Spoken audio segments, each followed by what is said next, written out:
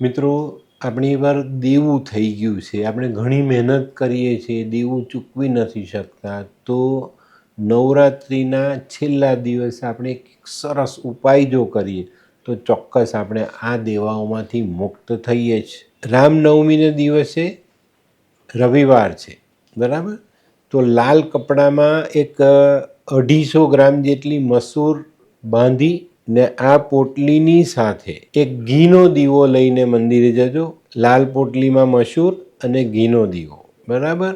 આટલી વસ્તુ લઈને હનુમાનજી, શિવજીના અથવા ભગવાન રામના મંદિરે જઈને ભગવાનની સામે આ વસ્તુ મૂકી દીવો પ્રકટ કરીને ભગવાનને કહેજો કે ભાઈ મને આ ટૂંક સમયમાં દેવાઓમાંથી મુક્ત કરો.